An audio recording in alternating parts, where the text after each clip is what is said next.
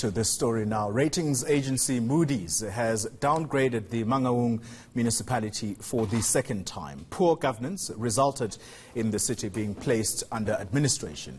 The metro missed debt repayments on 2 loans to the Development Bank of Southern Africa and Standard Bank. Now, that was back in December of 2019. To discuss this, I'm joined by the SACP's Bege Stofile, who is a provincial secretary in the Free State province. Mr. Stofile, thank you very much for making it through to come and discuss this very important matter. So the rallying cry from ratings agency Moody's seems to be that there is, and I quote, weak and declining liquidity position in Mangaung. That was their reason for downgrading it back in August of last year. Again, the very same reasoning applies to last week Tuesday. In the SACP's view, what's your diagnosis of what is wrong in Mangaung? Morning, Koli, and morning to your listeners. It's a multiplicity of number of issues. You know that historically the municipality, under the leadership of Manyoni and Sbongile, built sufficient reserves over a period of time. And this point I'm raising it because the question, it links to the leadership. Now, when the changes come into play, and which put threat to the liquidity of the municipality or any other organization, for instance, because of decisions that you take, which they will have impact into the future. For instance, it is common knowledge to us that during that period, Mangaung ventured or attempted to venture into an important element that brings some financial ability into the municipality. Like which period are we talking about? I'm starting from the history, coming to what Moody is talking to you about. It is a common knowledge that the municipality at that time of that leadership ventured into the bond market because at that time they viewed that it will be important to buttress some of the weaknesses of the municipal financial abilities. And that is why it was accepted by National Treasury and so on. So it's one issue. Now you see leadership with a vision going into the future in terms of managing it, the resources. In the interest of time, it's important to go back to history, but we hear the history that Thabo Manyoni, who was leading the municipality, as you say, the kind of visionary leadership he was providing at the time. Let's talk about when the problems started. Under whose leadership did the problems start?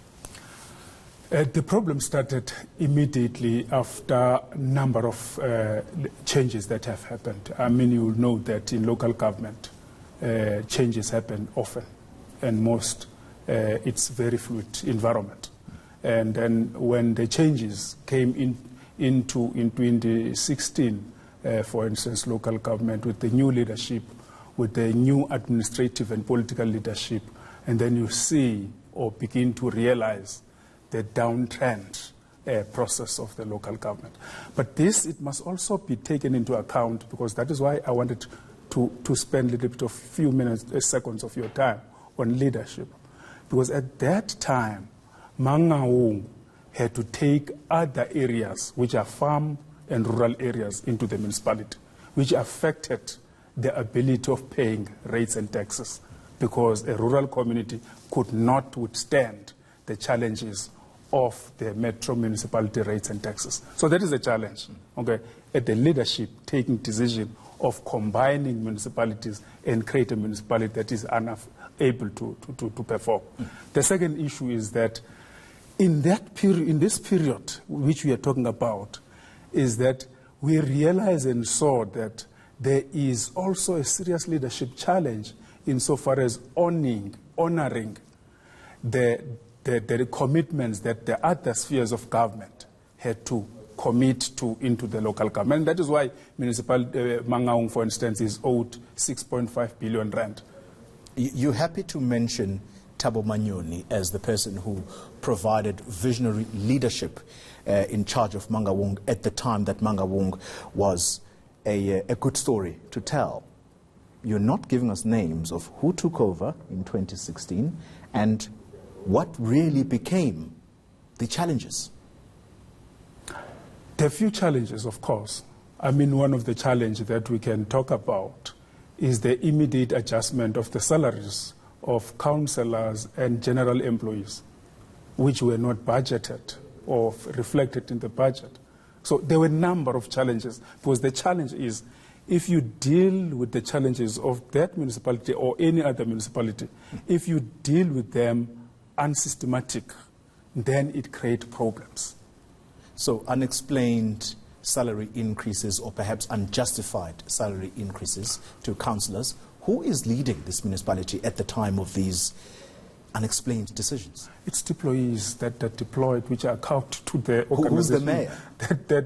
That gives the responsibility to them to account. Because remember, in that municipality, as I've said, under that leadership, there was a vision focusing into the future. Who was the mayor? Who's the mayor that came with problems? No, I won't say mayor came with problems, because an individual comes into office. As that individual comes to office, there will be numerous challenges. I mean, for instance, you know that the current mayor in Mangaung, it's Olim Lamlet. Okay. And the new municipal manager, and the total new administrative staff in the organization, which the expectation is for that organization to move to the highest high. Should Mayor Olim Lamlele take responsibility both at a political level and administratively for the problems that plague that municipality right now? Everybody that takes leadership, it must take responsibility, including those that decided to amalgamate Mangaung and create a metro and bring rural communities under a metro. They must take responsibility, because a decision that you take today, if you can't look into the future, its implication, that is the implication that that municipality is facing today. Final question to you, Mr. Stofile. The situation as it obtains right now on the ground in Mangaung, how are residents managing? Because the municipality is in trouble. It is in trouble, and it's a very serious trouble, and it's very difficult to communities, more in particular, which are expecting leadership to emerge and address the challenges that the community is facing. So it is difficult.